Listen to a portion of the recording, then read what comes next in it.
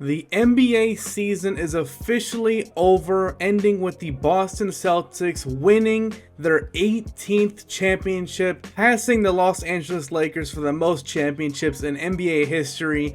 This was a legendary run by a legendary team. The Boston Celtics closed it out in 5 games in a dominant Game 5. Jason Tatum, Jaylen Brown, Jrue Holiday, Kristaps Porzingis, Derek White, Al Horford, Sam Hauser, Peyton Pritchard, Jordan Walsh, Xavier Tillman, Jaden Springer, Neemias Quata, I don't know if I'm saying his name right, I apologize if I said it wrong, Drew Peterson, Svi Mykhailiuk, Luke Cornett, JD Davis, Oshai Brissett, are all NBA champions now, and I can confidently say, I mean, of course the bench warmers and everything, the end of the bench didn't really do that much in the finals, but I can confidently say after watching this team throughout the whole season that this was a team effort, and it was the definition of it. Every single person contributed in some sort of way, whether it's Jason Tatum and Jaylen Brown offensively being the main 2 guys, or Jrue Holiday and Derek White being arguably the best defending backcourt in the league, or Kristaps Porzingis with his floor spacing and rim protection, Sam Hauser and Peyton Pritchard with their off the bench scoring, Al Horford being the veteran leader out there. Literally everybody contributed somehow to this championship run, whether it's big or small. This was a championship effort. And before I get into the game and the series and what this means for different players and stuff, I want to say congratulations to all the Celtics fans. I know this fan base gets a lot of slack from other NBA fans. I know not all the fan base is super toxic and everything. They obviously get a bad rap because of, some very, very toxic NBA fans in that fan base. But of course, every fan base has those loyal fans that have been there since the beginning and everything. So shout out to y'all. Y'all definitely deserve this. This was a great team, and a team that I think is set up to win more championships. So in Game 5, Jason Tatum, I believe, had his best game of the series by far, having 31 points, 8 rebounds, 11 assists in the closeout game, and the only players in NBA Finals history in a closeout game to have 35 and 10 are Steph Curry, James Worthy, Walt Frazier, Jerry West, and now Jason Tatum. He just let the game come to him, picked his spots very well, playmaked incredible. I think he had like 6 assists, 7 assists in the first half or something crazy that led to this huge lead that started the game off. And of course, Jaylen Brown, the finals MVP, his incredible defense on Luka Doncic throughout the whole game. The ESPN broadcast had him mic'd up, and you can literally hear him in the huddle saying to Coach Joe Mazzulla, if Luka's in the game, I'm in the game. That's basically what he was saying he's going to guard Luka, and boy did he do a good job. Luka Doncic looked like he was bothered 100% of the time out there. The whole offense of the Dallas Mavericks just looked like it was going through it out there with the absolutely suffocating defense of the Boston Celtics. Jaylen Brown, Jrue Holiday, Derek White, and even Sam Hauser at times was playing incredible perimeter defense on guys like Luka, Kyrie, and anyone else that touched the ball. Like, it just seemed like everybody on the Dallas Mavericks had a hard time moving with the ball. At halftime, Luka and Kyrie combined, both of their stats combined, for 14 points on 6 of 18 shooting. Now, of course, when the game went on, Luka kind of, got his rhythm a little bit. Kyrie scored a little bit more, but at that time, the lead was already 20 plus. They were just trying to make a desperate comeback. But in the first half, when everything was a little bit closer and the Mavericks still had more of a chance to cut down this lead, Luka and Kyrie were on clamps. And the defense of Boston, I think, is the main reason why they won this game. The offense of both teams really wasn't incredible. Boston's was a little bit better, but even Boston's offense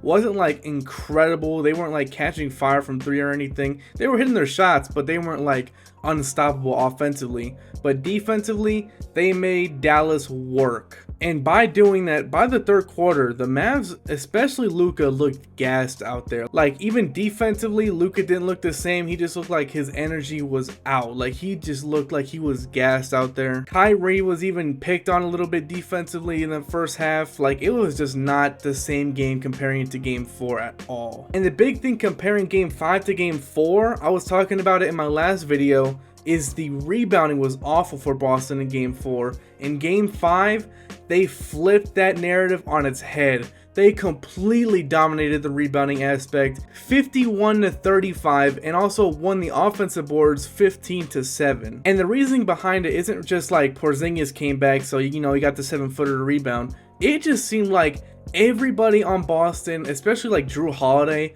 they were just hustling to the ball. They crashed the boards. They were not going to let Dallas get any easy rebounds out there, defensively or offensively. They were going to work for them every single time, and that just completely caught Dallas off guard, it seemed like. And Porzingis did help, yes, but even early on in the game, it wasn't like the greatest showing for him. But guys like Al Horford also stepped up this game. Even offensively, I thought he was better than game 4. And everybody just crashed the boards. You can see it in the numbers. Guys like Jason Tatum had, I think, like 8 rebounds or something. It was just a very dominant rebounding game for the Boston Celtics, especially when you compare it to last game where it was a total opposite. So for the series, the finals MVP Jaylen Brown averaged 20.8 points per game, 5.4 rebounds per game, 5.9 assists per game, while playing elite defense throughout the series, especially on Luka Doncic. He was the perfect matchup to not maybe completely shut down Luka, but man, did he make him work and slow him down as much as possible. And Jason Tatum, who some people say should have won Finals MVP, that's not really for me to say. Now, if I were to give a personal vote for the Finals MVP, I still probably would give it to Jaylen Brown, and that's mostly due to his incredible two-way ability. I do think Tatum had the better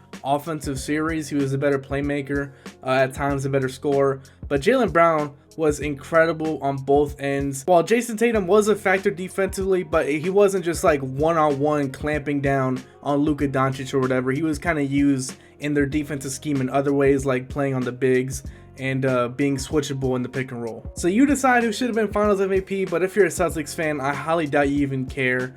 Maybe like later down the line, we can look back and say, maybe Tatum did deserve MVP or Finals MVP, but Jaylen Brown, I think he deserved it in my personal opinion. And Al Horford, I want to give a shout out to as well. That man is 36 years old, 35, something like that, late 30s or mid to late 30s, and he's out there playing important finals minutes. At times, he was out there playing very good perimeter defense on guys like Luka, and sometimes playing pretty decent interior defense. Maybe not the best, especially compared to Porzingis, but he was definitely not a liability out there. He was definitely earning his minutes. I thought he played a much better offensive game today than especially game 4.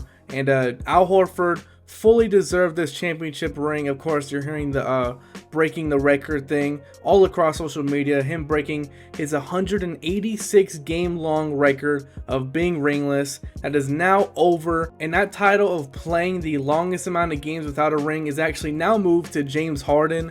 I think it's like 140 for James Harden. But Al Horford, congratulations to him. He can finally retire. I don't know if he's going to retire after this season, but whenever he does retire, he can probably retire at peace now, knowing that he finally won that championship that he's always wanted.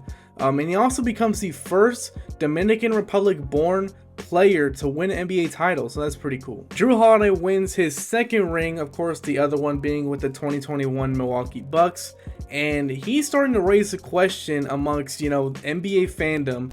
Is Jrue Holiday going to be a Hall of Famer by the end of his career? He's obviously going to go down as one of the best perimeter defenders in this generation's game. And when you look at his accolades, he is 6-time All-Defense, a 2-time All-Star, now a 2-time champion, and an Olympic gold medalist. So, of course, he's probably not a first ballot Hall of Famer, but just being in the Basketball Hall of Fame alone, I think Jrue Holiday has a real decent chance of making it. And that's his accolades right now. He still has a decent amount of all defensive teams to make, and maybe a future All-Star, and possibly more championships if he stays on the Celtics team. But even right now, if he retired tomorrow, I still do think he does have a decent shot at being a Hall of Fame basketball player. And after this, of course, Jason Tatum and Jaylen Brown finally get to shut down all the narratives that they can't win a ring together. I remember at one point there was heavy rumors, this was maybe like 3, 4, maybe even less, a couple years ago,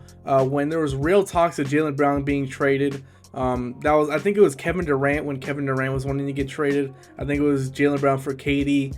That team still may have won the championship, but Jaylen Brown and Jason Tatum can definitely say that they can win a ring together, because of course we just saw it. And man, this team was genuinely really good. Going into the playoffs, they were definitely my pick to win it all. I almost thought that NBA fans were kind of overthinking the whole playoffs. Like, the Celtics were so good in the regular season, and it kind of just seemed like people did not respect them at all. And of course, I can see somewhat why they had never won previously with this core group of guys, but come on, like, this team was so good in the regular season, and going into the playoffs, I mean, this team just rolled their way through this finals. A lot of people said they had an easy path with injuries and everything. Yes, but also you have to admit that's a part of the game, and every single team deals with injuries at some point. Even this Celtics team was dealing with injuries with Porzingis in the playoffs, and they still went through and destroyed the East. The 7-year-long journey has been a learning experience, to say the least. From playoff disappointments and injuries and everything,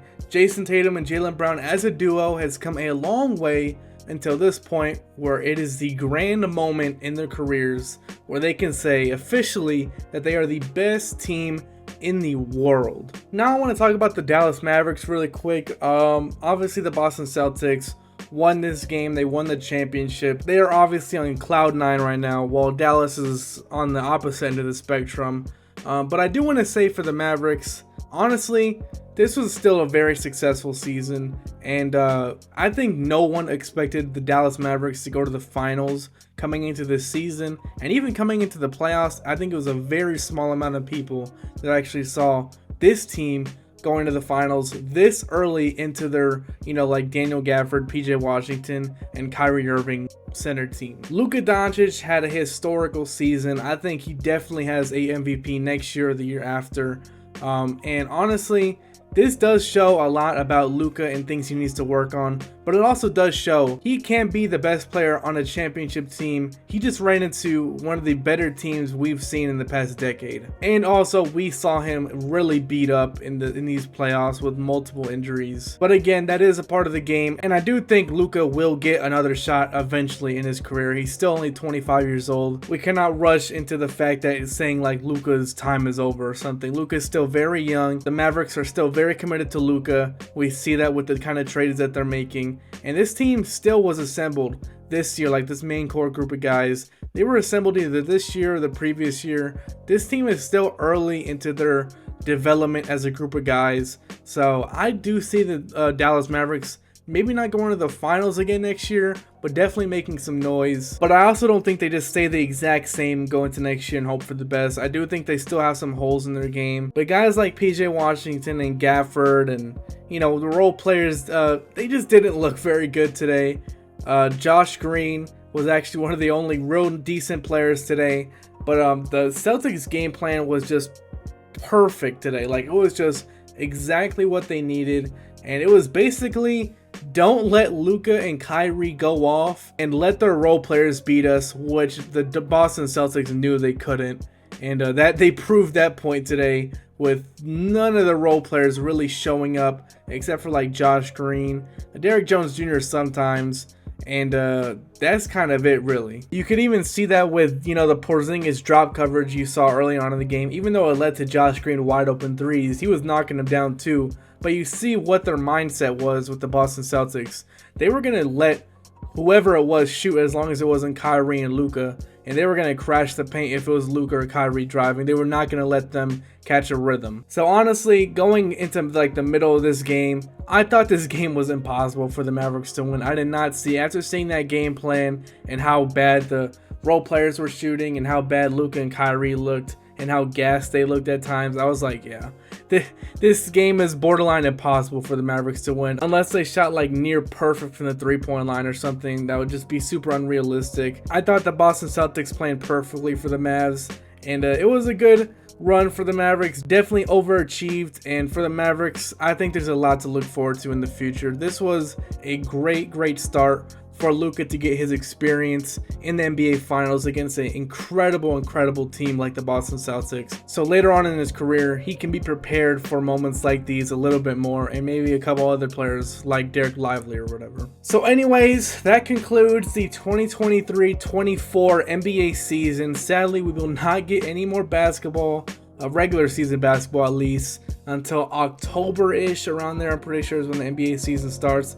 We'll of course see the NBA draft in about like 8 days or so. I'll be making a mock draft video and a draft reactions video soon. Then Summer League, free agency, and then preseason, and all that good stuff leading up to the regular season months from now. So the offseason should be fun. We have guys like LeBron, Paul George on player options and stuff, and teams trying to get better and everything. So it should be a fun offseason. Stay tuned if you want to see all my videos on the offseason. Subscribe down below and turn on those post notifications so you can be notified as soon as I upload. And also, if you liked the video, hit the like button down below. It's much appreciated, and I hope to see you guys in the next one. Peace out. And that's wraps for the season.